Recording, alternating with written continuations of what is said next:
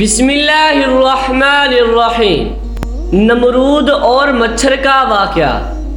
دنیا میں صرف 4 افراد انتقال ہوئے جنہوں نے پوری دنیا پر حکومت کی۔ ان میں سے 2 مومن اور 2 کافر بادشاہ تھے۔ 2 کافر بادشاہ نمرود اور بخت نصر تھے۔ یہ دونوں عراق کے شہر بابل کے حکمران تھے۔ تقریباً 5000 سال پہلے کنعان کا نمرود نام کا بیٹا، سام کا بیٹا، حضرت نوح علیہ السلام کا بیٹا عراق کے شہر بابل میں حکومت کر رہا تھا۔ نمرود پہلا بادشاہ تھا جس نے پوری دنیا پر حکومت کی۔ نمرود وہ پہلا شخص ہے جس نے اپنے سر پر تاج رکھا۔ اس سے پہلے کسی حکمران نے اپنے سر پر تاج نہیں سجایا تھا۔ نمرود کے محل اور دارالحکومت بابل میں بہت سے بت تھے، جس میں نمرود کا بت سب سے اعلیٰ اور عالی شان تھا۔ دوسرے دیوی دیوتاؤں کے بت چھوٹے تھے۔ اس کا مطلب ہے کہ وہ اپنے آپ کو سب کا رب سمجھتا تھا۔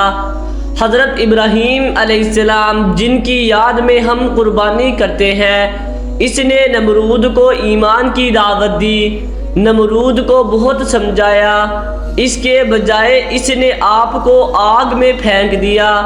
حضرت ابراہیم علیہ السلام آگ میں بھی نہیں جلتے تھے۔ بابل کے گمراہ لوگ اور بدبخت نمرود یہ منظر دیکھ کر بھی یقین نہ کر سکے۔ اس واقعہ کے بعد ابراہیم علیہ السلام بابل شہر سے نکل گئے۔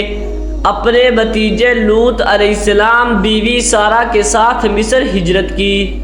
سرکش نمرود نے سوچا کہ ساری دنیا پر میرا غلبہ ہے، تو کیوں نہ اللہ سے جنگ کروں اور آسمان پر بھی قبضہ کر لوں۔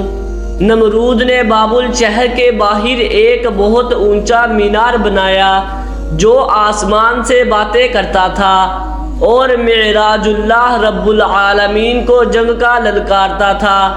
اللہ ہر کسی سے بات نہیں کرتا۔ نمرود نے لوگوں کو اکسایا، دیکھو خدا نے میرے چیلنج کے باوجود جنگ نہیں کی، اس لیے میں خدا ہوں۔ یہ دیکھ کر بابل کے لوگ نمرود کو اپنا معبود سمجھ کر پوجنے لگے۔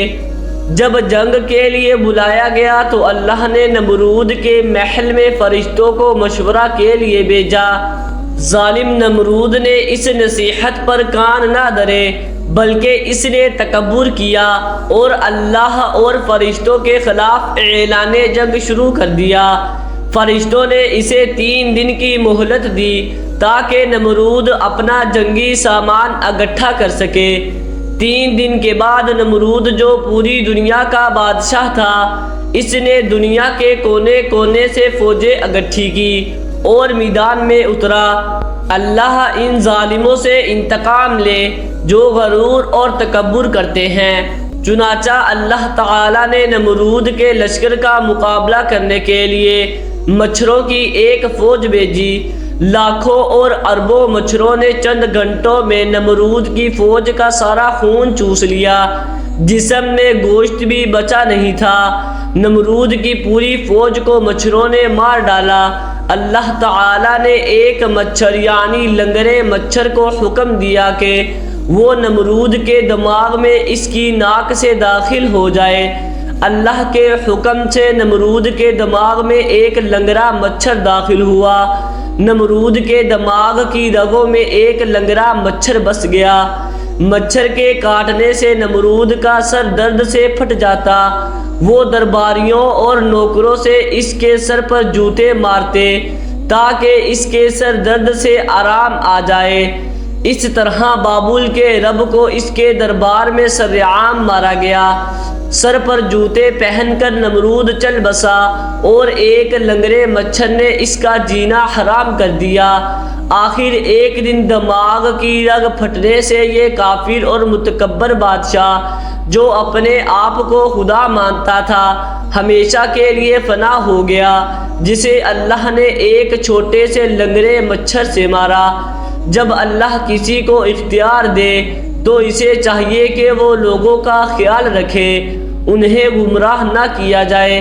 جب آپ کو حکمرانی ملے تو تکبر اور گھمنڈ نہ کرے، ورنہ اللہ ایسے متکبر اور متکبر کو ایک معمولی حقیر مچھر سے پوری دنیا کا طاقتور ترین حکمران ہی کیوں نہ ہو مار سکتا ہے۔ امید ہے کہ آپ کو ویڈیو اچھی لگی ہوگی۔ ویڈیو اچھی لگی ہے تو ویڈیو کو لائک ضرور کر دیں اور چینل کو بھی سبسکرائب کر دیں تاکہ اس طرح کی انفارمیٹیو ویڈیوز آپ کے پاس بر وقت پہنچتی رہیں۔ شکریہ۔